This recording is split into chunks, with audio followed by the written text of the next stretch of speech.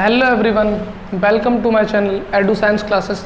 आज हम सॉल्यूशन के पार्ट थर्ड की तरफ बढ़ते हैं और आज हम बात करने वाले हैं कंसंट्रेशन ऑफ सॉल्यूशन के बारे में। तो सबसे पहले समझ लेते हैं कि कंसंट्रेशन ऑफ सॉल्यूशन क्या होता है। तो कंसंट्रेशन ऑफ सॉल्यूशन का सिंपल सा मतलब है बेटा मात्रा। जब हम किसी में की मात्रा पता करनी होती है सॉल्यूशन में कितनी है, तो वहाँ पर यूज़ करते हैं हम कंसंट्रेशन ऑफ सॉल्यूशन। मेरी बात ध्यान से सुनना, कंसंट्रेशन ऑफ सॉल्यूशन मात्रा जब हम पता करते हैं, एग्जांपल में तुम्हें लेना चाहूँगा, सपोज शुगर प्लस वाटर, जैसे शुगर और वाटर है, ठीक है। तो हमें पता करना है कि पानी की मात्रा कितनी है इस सॉल्यूशन में। जो हमने सॉल्यूशन बनाया है पानी और चीनी का, उसमें चीनी कितनी अमाउंट में है और पानी कितने अमाउंट में है। मतलब जो शुगर है वो किस अमाउंट में डिसॉल्व है और जो वाटर है वो किस अमाउंट में है उसमें, ठीक है। तो कोई भी सॉल्यूशन हो तो तुम्हें पता है, हम लोग बाइनरी सॉल्यूशन पढ़ रहे हैं, तो कितनी चीज़ें मिक्स होंगी उसमें? दो। तो उसमें उनकी मात्रा कितनी है। जैसे मैं बोलूँ ग्लूकोज इन वाटर, तो ग्लूकोज की अमाउंट कितनी है और वाटर की मात्रा कितनी है, दोनों की जो मात्रा कैसे हम पता करेंगे, तो उसी के लिए हम लोग पढ़ेंगे कंसंट्रेशन ऑफ सॉल्यूशन। तो किसी भी सॉल्यूशन में सॉल्यूट और सॉल्वेंट की मात्रा को पता करने के लिए 7 तरीके हमारी एनसीईआरटी के अकॉर्डिंग, वैसे 2-3 तरीके और भी हैं, पर जो एनसीईआरटी के अकॉर्डिंग हमारे 7 मेथड हैं जिनसे हम किसी भी सॉल्यूशन की कंसंट्रेशन को निकाल सकते हैं, ठीक है। तो कंसंट्रेशन ऑफ सॉल्यूशन का मतलब तो सबको समझ में ही आ गया कि सॉल्यूशन में जो तुम्हारा सॉल्यूट है और जो तुम्हारा सॉल्वेंट है उसकी मात्रा कितनी है। जो तुम्हारा सॉल्यूट है उसकी मात्रा कितनी है और सॉल्वेंट की मात्रा कितनी है, उसी के लिए हमें कंसंट्रेशन ऑफ सॉल्यूशन को पढ़ना। इसको लिखेंगे कैसे, तो मैं इसको साइड से यहाँ लिख देता हूँ, आई थिंक तुम्हें दिख रहा होगा। Concentration of solution, concentration of solution. तो देखो, जिसकी भी तुम्हें मात्रा निकालनी है उस कंपोनेंट को ऊपर रखना है और नीचे टोटल सॉल्यूशन को amount of component, amount of component और नीचे total amount of solution. Example से तुम्हें बताना चाहूँगा, सपोज तुम्हें शुगर की मात्रा पता करनी है पानी में कितनी है, तो ऊपर तुम शुगर का अमाउंट रख देना और नीचे तुम दोनों सॉल्यूशन का अमाउंट रख देना। जैसे तुम्हें पता चल गया बेटा कि शुगर थी 20 ग्राम तो और पानी था टोटल 80, ऐसे समझ लो। तो ऊपर रखोगे 20 और नीचे रखोगे 20 + 80, क्योंकि नीचे किसका रखना है अमाउंट, सॉल्यूशन का, और ऊपर किसका रखना है, जिस कंपोनेंट का तुम्हें निकालना है, ठीक है। तो जिस कंपोनेंट की मात्रा निकालनी होती है उसको ऊपर रखते हैं और सॉल्यूशन की मात्रा को नीचे रखते हैं, ठीक है। तो ऐसे हम लोग किसी भी सॉल्यूशन की कंसंट्रेशन को कैलकुलेट कर सकते हैं, ठीक है। तो उसके लिए हमें कितने मेथड पढ़ने हैं, ये 7 मेथड पढ़ने हैं, उनको हम एक एक करके डिस्कस करते हैं, ठीक है। तो सबसे पहला मेथड है मोलैलिटी, दूसरा मास परसेंटेज, तीसरा पार्ट्स पर मिलियन, चौथा मोल फ्रैक्शन। इधर है mass percentage, volume percentage, molarity. Mass percent by volume, volume percentage और मोलैरिटी, ठीक। तो बेटा मैंने अलग अलग क्यों लिख रखा है, तो बस यही मेन चीज़ है, उसको तुम समझ लेना। तो तुम्हारे ये जो 4 मेथड है, पीपीएम, मोल फ्रैक्शन, ये जो 4 मेथड है और ये जो 3 मेथड है, इनमें थोड़ा सा डिफरेंस है बेटा। ये भी कंसंट्रेशन को निकालते हैं सॉल्यूशन की और ये भी कंसंट्रेशन निकालते हैं सॉल्यूशन की। मतलब हम दोनों के द्वारा, चाहे इन तीनों के द्वारा और चाहे इन चारों के द्वारा, हम सॉल्यूशन की कंसंट्रेशन निकालते हैं, मात्रा निकालते हैं सॉल्यूशन में कि सॉल्यूट कितना और सॉल्वेंट कितना है। लेकिन ये मेथड तब लगाए जाते हैं जब तुम्हारा कोई भी चीज़ वॉल्यूम में दे रखी हो। जैसे वाटर जो होता है, लिक्विड जो होता है, वो यार वॉल्यूम रहता है उसका कुछ ना कुछ, समझ रहे हो मेरी बात, ठीक। सॉलिड का भी रहता है, ऐसी बात नहीं है। तो देखो, ये वॉल्यूम जब तुम्हें दे रखा हो तो उसके लिए 3 मेथड है, volume percentage, molarity, mass percent by volume. लेकिन जब तुम्हें मास दे रखा हो तो उसके लिए 4 मेथड है, मोलैरिटी, मास परसेंटेज, पार्ट्स पर मिलियन, मोल फ्रैक्शन, ठीक। तो देखो, अलग चीज नहीं है, जब कोई चीज तुम्हें वॉल्यूम के उस टर्म्स में दी हो तो ये 3 मेथड लगा के तुम कंसंट्रेशन निकालो। जब कोई चीज तुम्हें मास के टर्म्स में दी हो तो ये 4 मेथड लगा के तुम कंसंट्रेशन निकाल सकते हो। तुम टेंशन ना लो बेटा, हम लोग जब न्यूमेरिकल्स करेंगे तो ये चीजें और अच्छे से क्लियर होंगी। मैं फिर बताऊंगा, कंसंट्रेशन ऑफ सॉल्यूशन पार्ट बच्चों को जब क्वेश्चन कराए जाते हैं, खासकर न्यूमेरिकल करवाते हैं, तब बहुत अच्छे से क्लियर हो पाता है। और थ्योरी भी समझो, ऐसी बात नहीं है, थ्योरी नहीं समझोगे तो फिर वो बहुत कम समझ आएगा, ये भी समझना जरूरी है। लेकिन ये ज्यादातर तुम्हें न्यूमेरिकल्स में अच्छे से समझ में आ जाएगा ये, ठीक है। अब देखो दोनों में डिफरेंस क्या। जैसे मैं तुम्हें बोलूं कि तुम्हारा मोलैलिटी है, मास परसेंटेज है, ये तुम्हारे इन सब में क्या है, मास है। मोलैलिटी वॉल्यूम परसेंटेज इन सब में क्या वॉल्यूम है, जैसा कि मैंने तुम्हें बताया। अच्छा सुनो, ये होते हैं बेटा तुम्हारे टेम्परेचर डिपेंडेंट और ये होते हैं तुम्हारे टेम्परेचर इंडिपेंडेंट। एग्जाम्पल से समझाना चाहूँगा। जैसे मान लो 25 kg चीनी है, मैं बार बार चीनी लेता हूँ यार, कोई और दूसरा ले लेते हैं, चलो ठीक है। तो 25 kg सॉल्ट ले लिया हमने, नमक ले लिया, ठीक है। उस 25 kg नमक को, ये सॉल्ट को तुम कहीं भी तोलना, चाहे अपने घर में तोलना, चाहे उसको बहुत ज़्यादा ऐसा रूम हो जहाँ बहुत ज़्यादा गर्मी हो वहाँ तोलना, या फिर बहुत ज़्यादा मतलब ठंडा रूम हो बहुत ज़्यादा मतलब पूरा, या फिर देखो कहीं भी तोल लेना। मतलब तुम 25 किलो को चाहे गर्मी में तोलो, चाहे सर्दी में तोलो, चाहे ठंडे मौसम में तोलो, मतलब कैसे भी तोल लो उसे। टेम्परेचर कम करके तोल लो, चाहे टेम्परेचर ज़्यादा, कमरे को बहुत ज़्यादा गर्म करो फिर भी वो 25 kg रहेगा, कमरे को बिल्कुल ठंडा कर दो फिर भी वो 25 kg रहेगा। मतलब तुम्हारी जितनी भी चीज़ें, molality, mass percentage, ppm, mole fraction, ये है टेम्परेचर इंडिपेंडेंट। मतलब तुम अगर टेम्परेचर बढ़ा दोगे या घटा दोगे, तुम्हारे मोलैलिटी, मास परसेंटेज, पीपीएम और मोल फ्रैक्शन में कोई अंतर नहीं आने वाला, क्योंकि इन सब में मास आता है। तो ये 4 कंसंट्रेशन टर्म्स तुम्हारी टेम्परेचर इंडिपेंडेंट होती हैं। अगर इनके द्वारा तुम कंसंट्रेशन निकालोगे और न्यूमेरिकल्स में तुम्हें टेम्परेचर कभी हाई कर दिया कभी लो कर दिया, कुछ फर्क नहीं पड़ने वाला। मेरी बात ध्यान से समझ में आ गई होगी। जो तुम्हारे ये 4 कंसंट्रेशन टर्म्स हैं ये मास को रिलेट करते हैं, इसी वजह से ये टेम्परेचर इंडिपेंडेंट है। और तुम्हें पता है जो मास होता है उसको तुम कहीं भी नाप लेना, वो टेम्परेचर से डिपेंड नहीं करता। अगर 25 किलो चीनी है तो वो 25 किलो ही रहेगी, चाहे वो तुम गर्मी में तोलो चाहे वो तुम सर्दी में तोलो, रहेगी वो 25 किलो ही, ठीक है। अच्छा, अब ये जो 3 है तुम्हारे, molarity, volume percentage, mass percentage, इनमें बेटा वॉल्यूम है। अब तुमको पता है बेटा कि टेम्परेचर बढ़ाओगे तो वॉल्यूम बढ़ भी सकता है, वॉल्यूम किसी किसी में घट भी सकता है। सपोज वाटर है, वाटर का टेम्परेचर बढ़ाओ तो वाटर का जो वॉल्यूम होगा वो धीरे धीरे कम हो जाएगा। क्यों? क्योंकि उसकी वेपर क्या होगी, निकल के बाहर चली जाएगी, तो उसका वॉल्यूम क्या होते जाएगा, धीरे धीरे कम होते। मतलब और भी बहुत सारे केसेस हैं जिसमें तुम टेम्परेचर बढ़ाओगे तो वॉल्यूम क्या हो जाएगा, बढ़ जाएगा।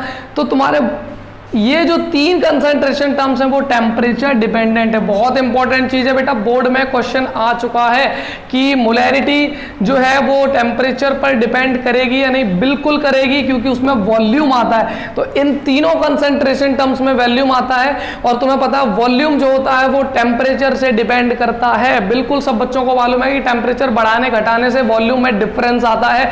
इसी वजह से ये तीनों जो हो गए वो टेम्परेचर डिपेंडेंट हो गए, और ये चारों जो हो गए वो टेम्परेचर इंडिपेंडेंट हो गए। तो सारे बच्चों को क्लियर हो गया होगा कि हमारे 4 कंसंट्रेशन टर्म्स जो कि मैंने लिख रखी हैं वो टेम्परेचर इंडिपेंडेंट हैं, और 3 कंसंट्रेशन टर्म्स जो कि टेम्परेचर डिपेंडेंट हैं, जो कि टेम्परेचर पर डिपेंड करती है क्योंकि उसमें वॉल्यूम आता है। ठीक, अब एक बहुत खास बात बताना चाहूंगा। सपोज तुम्हें मोलैलिटी दिया है, ठीक है, और तुम्हें बोला है कि मोलैरिटी निकालो। कैसे? देखो यार, अगर मोलैरिटी दिया और मोलैलिटी पूछा है तो डायरेक्ट कोई तरीका नहीं है बेटा कि तुम्हें मोलैलिटी दी हो और तुम मोलैरिटी निकाल दो। नहीं निकाल सकते, कोई ऐसा मेथड है ही नहीं। तो इस टाइम पर जब न्यूमेरिकल्स करेंगे तो और अच्छा क्लियर होगा। अभी बस सुन लो ध्यान से, न्यूमेरिकल्स करेंगे तब सब क्लियर हो जाएगा। अभी बस सुनो, मोलैलिटी से तुम्हें मोलैरिटी निकालनी है, ठीक है। मोलैलिटी से मोलैरिटी, तुम्हें पता है मोलैलिटी में मास है और मोलैरिटी में वॉल्यूम वाली टर्म्स है। तो अगर तुम्हें मास से वॉल्यूम जाना है तो एक ही मेथड है, डेंसिटी। मतलब तुम्हें मोलैलिटी से मोलैरिटी निकालनी हो तो तुम्हें क्वेश्चन में जरूर डेंसिटी गिवन होगा, तभी तुम वॉल्यूम निकाल पाओगे और तभी मोलैरिटी निकलेगी। अभी फॉर्मूले लिखेंगे तो क्लियर होगा, ठीक है। तो कभी भी इधर से इधर जाना हो या इधर से इधर जाना हो, बोला है कि मोलैरिटी से मोल फ्रैक्शन निकालो या मोलैरिटी से मोलैलिटी निकालो, तो जरूर तुम्हें डेंसिटी, चाहे इधर से इधर वाली चीज पूछी हो, चाहे इधर वाली चीज दी हो और इधर वाली चीज पूछी हो, जरूर तुम्हें क्वेश्चन में डेंसिटी गिवन होगी। क्योंकि डेंसिटी ही जो है उससे मास को वॉल्यूम में ले जा सकते हैं और वॉल्यूम वाली टर्म्स को मास में ले जा सकते हैं, ठीक है। तो अब इनको हम एक एक करके डिस्कस कर लेते हैं। तो सबसे पहले हम डिस्कस करने वाले हैं मास परसेंटेज को, ठीक है। अब तुम्हें पता है मास परसेंटेज किस में आ रहा है, मास वाली टर्म्स में, ठीक है। टोटल 7 कंसंट्रेशन टर्म्स हैं, तो अब एक एक करके हम सातों को अच्छे से समझ लेते हैं, ठीक है। तो सबसे पहले बेटा आता है मास परसेंटेज। मास परसेंटेज जिसको लिखा होगा W/W, ठीक है। अभी ध्यान से सुनो, मास परसेंटेज में जैसे मान लो दो चीजें बाइनरी सोल्यूशन पढ़ रहे हैं तो दो ही चीजें होंगी बेटा, एक ए और एक बी, एक शुगर और एक वाटर, मतलब दो से तीन चीजें नहीं हो सकती। मैंने तुम्हें कल वाली वीडियो में बताया था बाइनरी सोल्यूशन है तो सिर्फ दो ही चीजें होंगी, एक कंपोनेंट और दूसरा कंपोनेंट, तीसरा कंपोनेंट हो ही नहीं सकता, ठीक है। अगर आ जाता है तो वो कोई प्रॉब्लम नहीं है। तो जो कंपोनेंट तुम्हें वैसे तो आएगा ही नहीं क्योंकि हमारी एनसीईआरटी में बाइनरी सोल्यूशन के बारे में दे रखा है और टर्नरी के बारे में नहीं पूछ सकते, ठीक है। और पूछेंगे भी तो कोई डिफिकल्ट वाली बात नहीं है, उसको भी हम सीख लेंगे, ठीक है।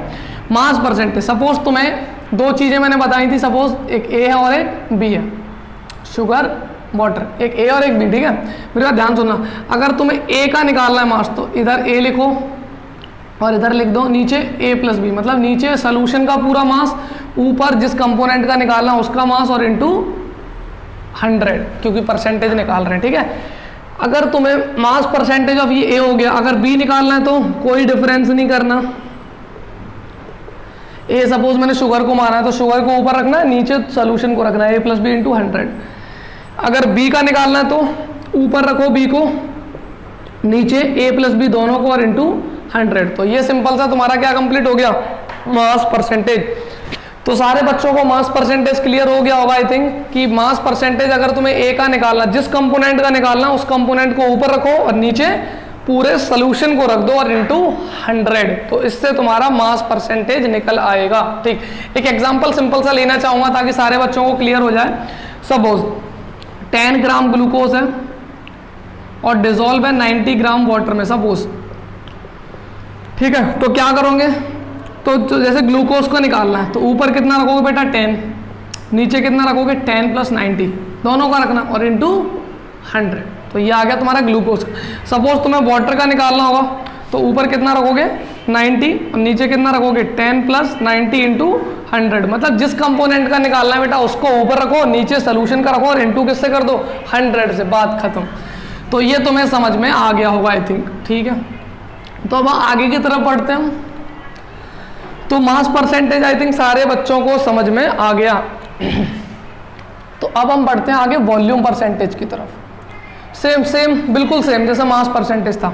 अगर तुम्हें ए कंपोनेंट का वॉल्यूम निकालना तो ऊपर रखो ए और नीचे रखो a plus b into 100। B component का निकालना वॉल्यूम परसेंटेज तो सिंपल, ऊपर रखो बी, नीचे रखो ए प्लस बी इंटू 100। अब वही सेम एक दिया है 20 ml, सपोज क्वेश्चन में ऐसे आ गया 20 ml कुछ भी मान लो जूस या फिर कुछ भी ले लेते हैं, 20 ml alcohol dissolve in 80 ml water, कुछ भी ऐसा कुछ क्वेश्चन आया है, ठीक है। तो तुम्हें अगर एल्कोहल का निकालना तो ऊपर रखो 20, नीचे 20 प्लस 80 इंटू 100। अगर तुम्हें वाटर का निकालना है तो ऊपर रखो 80, नीचे 20 प्लस 80 इंटू 100, सिंपल। तो ये तुम्हारा कन्वर्ट हो गया क्या, वॉल्यूम परसेंटेज। तो मास परसेंटेज में क्या था कि ऊपर मास ए का रखते थे और नीचे मास सोल्यूशन का। ऐसे सेम वॉल्यूम परसेंटेज में जिस कंपोनेंट का तुम्हें वॉल्यूम निकालना उसको ऊपर रखो और नीचे टोटल वॉल्यूम रख दो, तो ये कन्वर्ट हुआ तुम्हारा वॉल्यूम परसेंटेज, ठीक है। तो मास परसेंटेज कवर कर लिया हमने, वॉल्यूम परसेंटेज कवर कर लिया हमने। अब अगले की तरफ बढ़ते हैं जो कि है तुम्हारा मास परसेंट बाय वॉल्यूम।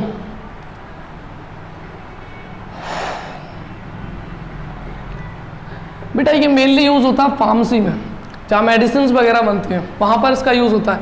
इसमें जो तुम्हारा मास, जो तुम्हारा सॉल्यूट है उसको ऊपर रखना है और इसमें वॉल्यूम फिक्स है हमेशा 100 वॉल्यूम। इसमें मतलब तुम्हारा 100 ml में कितना सॉल्यूट मिला हुआ उसी को बोलते हैं मास परसेंट बाय वॉल्यूम।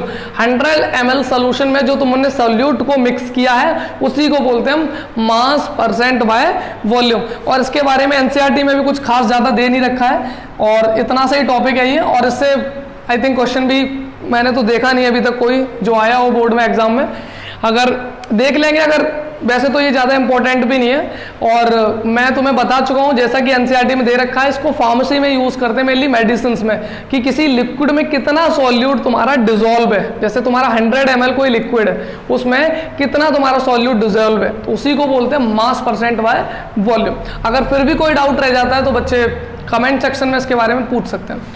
तो हम आगे की तरफ बढ़ते हैं जो कि टॉपिक है पार्ट्स पर मिलियन। बहुत इंपॉर्टेंट है ये भी। पार्ट्स पर मिलियन। मैं तो ये बोलता हूँ बेटा जो एनसीईआरटी में दे रखा है वो सब इंपॉर्टेंट, ऐसी कोई चीज़ नहीं है जो एनसीईआरटी में दे रखी हो और वो इंपॉर्टेंट ना हो। और केमिस्ट्री के लिए मैं सबसे बेस्ट बुक मानता हूँ एनसीईआरटी, और है तो फिजिक्स के भी लिए, लैंग्वेज थोड़ी टफ होती है उसकी, बट केमिस्ट्री के लिए तो मैं बिल्कुल बोलूँगा कि एनसीईआरटी को प्रेफर करो, इससे बढ़िया कोई बुक दूसरी है ही नहीं। ठीक है, तो पार्ट्स पर मिलियन, तो पार्ट्स पर मिलियन जो है, मेरी बात ध्यान से सुनना, पार्ट्स पर मिलियन जो है कंसंट्रेशन टर्म्स है, इसका यूज कहाँ होता है? तो बेटा इसका यूज जो होता है वो मेनली तब होता है जब एक तुम्हें चीज बहुत कम क्वांटिटी में दे रखी हो और दूसरी वाली चीज हमें बहुत ज्यादा क्वांटिटी में दे रखी हो। सुनना ध्यान से, तुम्हें पता है दो चीजें होती हैं सॉल्यूशन में, एक सॉल्यूट होता है और एक सॉल्वेंट। अभी मानो कि ये 20 ग्राम दिया है और ये 80 ग्राम दिया, तो ज्यादा फर्क नहीं है बेटा, है फर्क पर ज्यादा नहीं है।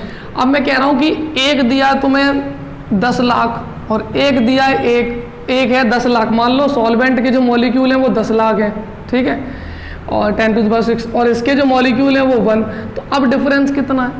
बहुत ज़्यादा। तो बस पार्ट्स पर मिलियन भी वहीं यूज होता है जहां तुम्हारा एक की मात्रा बहुत ज़्यादा दे रखी हो और दूसरे वाले की मात्रा बिल्कुल कम दे रखी हो। मेरी बात समझ में आ गई?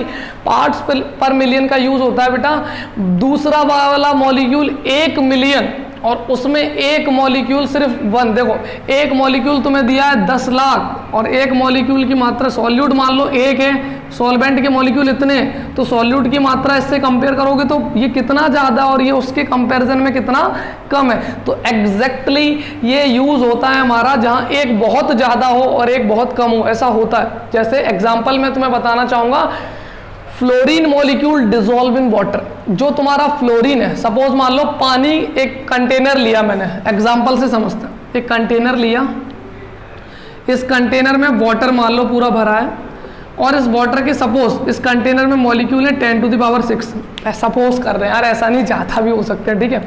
तो उस कंटेनर में 10⁻⁶ मॉलिक्यूल वाटर के, इसमें एक मॉलिक्यूल फ्लोरीन का है। अब कैसे पता करोगे? तो देखो फ्लोरीन कितना कम है, सिर्फ एक मॉलिक्यूल, और पूरे वाटर के मॉलिक्यूल कितने यार 10 लाख, 10⁻⁶ मॉलिक्यूल।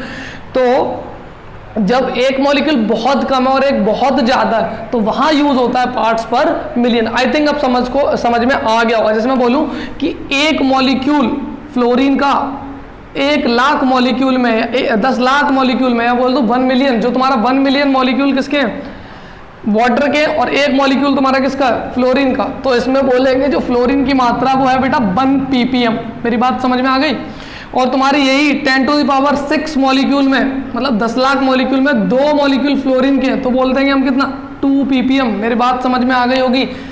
और एग्जाम्पल इसका मेनली और कहाँ यूज होता है? Pollutants in the air. तुम्हें पता है एयर में, या जो तुम्हारे पॉल्यूटेंट्स हैं, जैसे मान लो जो एयर है, एयर में तुम्हें पता है जो एयर हर जगह, तुम्हें पता है एटमॉस्फेयर में एयर बहुत ज़्यादा है, ठीक है।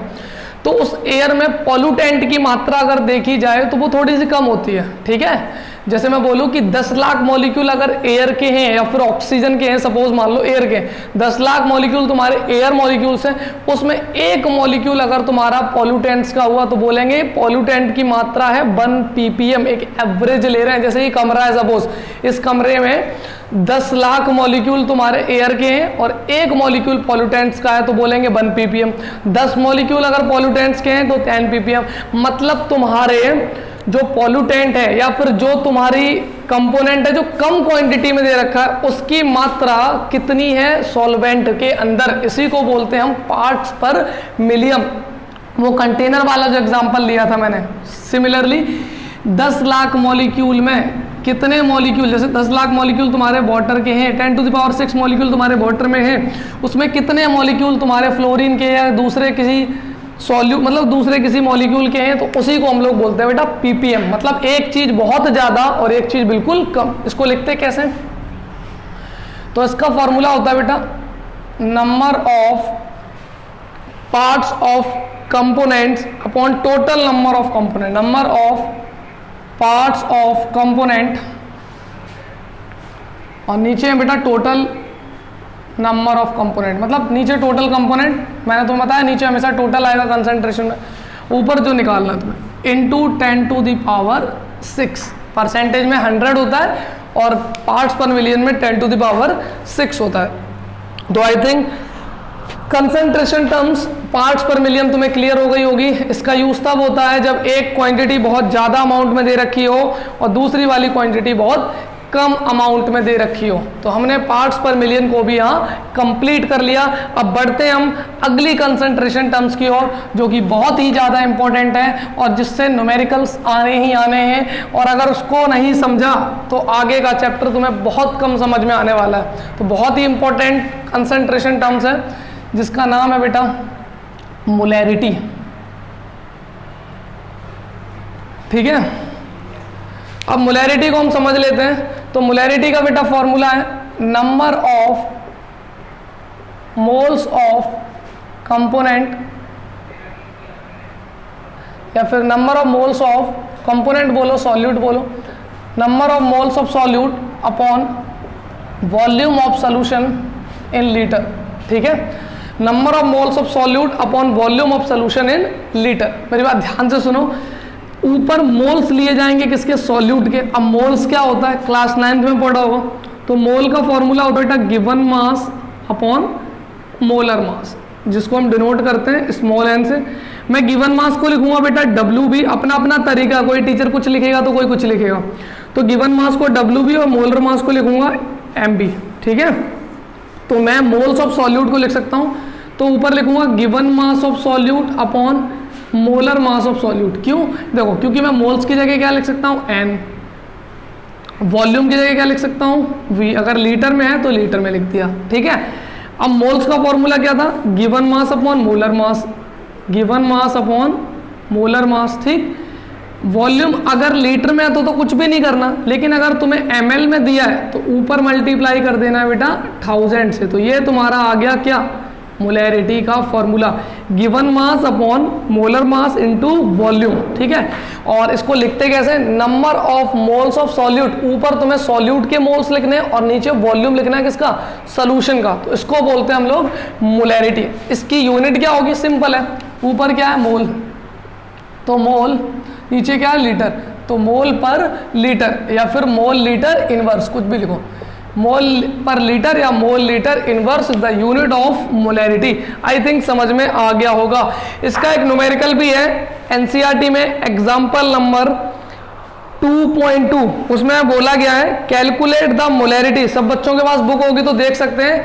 एक एग्जाम्पल है हमारी एनसीईआरटी में जिसको एग्जाम्पल 2.2, तो सारे बच्चे देख सकते हैं, उसमें दिया 5 gram of NaOH in 450 ml solution.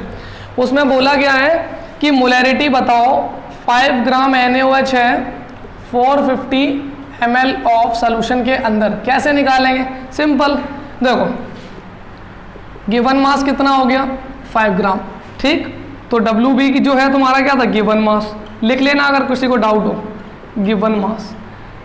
MB क्या था तुम्हारा, मोलर मास। V क्या चीज थी, वॉल्यूम, सिंपल। तो गिवन मास तुम्हें कितना दिया 5, तो यहाँ सिंपल सा रख दो, WB कितना 5, MB मोलर मास वो कितना दिया था NaOH। इस फॉर्मूले से मोलर मास निकालना पड़ेगा, क्लास 9th में हमने पढ़ा है। तो NaOH का मोलर मास कैसे निकालेंगे, तो ये पता होना चाहिए। जिन बच्चों को नहीं पता मोलर मास मैं लिख दूंगा 20 तक, अगर नहीं पढ़ के आए हो 9th कोई दिक्कत वाली बात नहीं है। सोडियम का 23, ऑक्सीजन 16, हाइड्रोजन का 1। ठीक है, अगर नहीं तो एक काम कर लेते हैं, इधर लिख देता हूँ NaOH, सोडियम का 23, ऑक्सीजन का 16, हाइड्रोजन का 1, तो टोटल कितना हुआ 40। ठीक, तो मोलर मास मैंने कितना लिख दिया 40। WB की जगह, गिवन मास की जगह मैंने कितना लिखा 5 ग्राम। MB मोलर मास की जगह कितना लिखा 40। वॉल्यूम कितना दिया है 450, बेटा ml में है लीटर में है, ml में है। एग्जाम्पल देख लेना 2.2, अगर ml में है तो ऊपर मल्टीप्लाई किससे कर दूं 1000 से, बस सिंपल। अब मैथ तो आती होगी तो इसे मल्टीप्लाई डिवाइड रह गया, उसे कर लेना, देख लेना, आंसर आ जाएगा। ठीक है, तो ये तुम्हारा एक न्यूमेरिकल हो गया किसका, मोलैरिटी का। बहुत ही सिंपल न्यूमेरिकल था, तो सिंपल से कॉम्प्लेक्स की तरफ जाएंगे। डायरेक्टली मैं तुम्हें हार्ड नहीं करवा दूंगा। ठीक है, तो ये तुम्हें समझ में आ गया होगा आई थिंक। अब बस last concentration terms I think एक और बची है, 2 बची हैं। तो अब हम करते हैं जो हमारी मोलैरिटी की, अब एक काम कर लेते हैं, हमारी अगली जो कंसंट्रेशन टर्म्स है वो है हमारी मोलैरिटी, तो उसको भी समझ लेते हैं।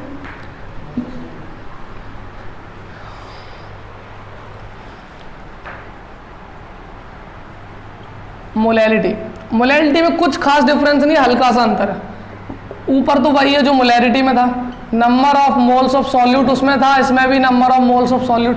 इसमें था volume of solution in litre, इसमें है बेटा सॉल्वेंट इन केजी। अंतर समझना, वहां था सॉल्यूशन और यहाँ क्या है सॉल्वेंट, वहां था लीटर और यहाँ क्या है केजी, मतलब ये मास वाली टर्म है। अब सुनो ध्यान से, मोल्स को तो वही लिखेंगे एन, सॉल्वेंट को यहाँ लिखेंगे बेटा WA। ध्यान देना, वहां वॉल्यूम था तो मैंने V लिखा था, यहाँ सॉल्वेंट है तो मैंने यहाँ WA लिखा है। मेरी बात ध्यान से सुनो। फिर number of moles of solute, तो वो तो मैंने N ही लिखा है। अच्छा, इसको कैसे लिखते थे? N को मैंने अभी बताया था given mass upon molar mass, तो N को लिख दिया क्या given mass upon molar mass. Solvent in KG को किसमें लिखा है WA, तो WA हो गया सॉल्वेंट इन केजी। अगर ये ग्राम में दे रखा है तो मल्टीप्लाई किससे कर दो 1000 से, कोई डिफरेंस नहीं है, हल्का सा अंतर है। वहाँ वॉल्यूम ऑफ सॉल्यूशन था, यहाँ सॉल्वेंट इन केजी है। देखो अंतर क्या होगा, मैं तुम्हें अभी एग्जांपल समझाऊंगा तो बिल्कुल एग्जैक्टली तुम्हें समझ में आ जाएगा। अब इसकी यूनिट क्या है, मोल की जगह तो मोल, मोल पर केजी या मोल केजी इनवर्स। ठीक, अब एक एग्जाम्पल से समझेंगे तो तुम्हें ये बिल्कुल अच्छे से समझ में आ जाएगा। सब वो सुनो, 10 gram of glucose dissolve in 90 gram of benzene. Suppose ले लो बेंजीन, फॉर्मूला होता है C6H6, ऑर्गेनिक में पढ़ लेंगे, टेंशन ना लो। 10 gram of glucose dissolve in 90 gram of benzene. तो देखो बेटा सॉल्यूट कौन सा है तुम्हें पता है, जो चीज़ कम होती है वो सॉल्यूट है और जो ज़्यादा है वो सॉल्वेंट है। तो सॉल्यूट का गिवन मास कितना दिया है, यानी गिवन मास WB वो कितना है 10, तो गिवन मास की जगह कितना लिखा 10। मोलर मास किसका, ग्लूकोज का, तो ग्लूकोज का फॉर्मूला तुम्हें दिया जाएगा C6H12O6। आई थिंक दिख रहा होगा तुम्हें C6H12O6। तो एक सेकेंड मैं देख लेता हूँ, हाँ अगर नहीं दिख रहा तो कोई प्रॉब्लम वाली बात नहीं है। तो C6 मैं बोल रहा हूँ, सुनाई तो दे ही रहा होगा, अगर नहीं दिख रहा तो मैं साइड से लिख देता हूँ। ग्लूकोज का फॉर्मूला इधर C6H12O6, अब दिख रहा होगा। तो 10 ग्राम ऑफ ग्लूकोज, ठीक है, तो गिवन मास कितना हो गया 10। ग्लूकोज का मोलर मास कैसे निकालेंगे, तो देखो ये मोलर मास निकाल लेंगे, 12 कार्बन है तो 12 × 6, हाइड्रोजन 12 है तो 12 × 1 ऑक्सीजन। तो एक काम कर लेते हैं, ग्लूकोज का मोलर मास देखो 12 कार्बन है तो 12 × 6, हाइड्रोजन 12 है तो 12 × 1 और ऑक्सीजन 6 है तो 16 × 6। मैं इधर लिख देता हूँ, अगर नहीं समझ में आ रहा तो यहाँ लिख देता हूँ, अगर शायद दिख रहा हो तो 12 × 6 प्लस 12 × 1 प्लस 16 × 6। पूरे को सॉल्व करना, ग्लूकोज का मास आ जाएगा 180। सॉल्व करोगे आ जाएगा, मुझे तो याद है, तुम लोग करके देख लेना, ठीक है। तो मोलर मास कितना है ग्लूकोज का 180, ठीक है। सॉल्वेंट कितना दिया था 90 ग्राम, यही गलती मत करना बेटा। आधे बच्चे क्या करते हैं 90 + 10 कर देते हैं, वो सॉल्यूशन सोचते हैं, लेकिन नीचे सॉल्यूशन नहीं है, नीचे सॉल्वेंट है। ये मत करना कि तुम अभी तक करते आए तो नीचे पूरा मास रख दो 10 + 90, नहीं, नीचे सॉल्वेंट का रखना है। तो नीचे रखा हमने सॉल्वेंट की जगह 90 ग्राम में है, तो ऊपर मल्टीप्लाई किससे कर दो 1000 से, आ जाएगा तुम्हारा क्या मोलैरिटी। तो आज हमने कंसंट्रेशन टर्म्स में पूरे 6 कंसंट्रेशन टर्म्स को कवर कर लिया। एक लास्ट बचेगा हमारा मोल फ्रैक्शन।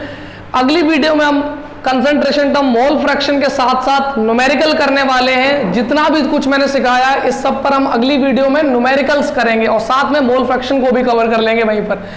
तो इस चैनल को बेटा लाइक करो और शेयर तो सबसे ज्यादा करो।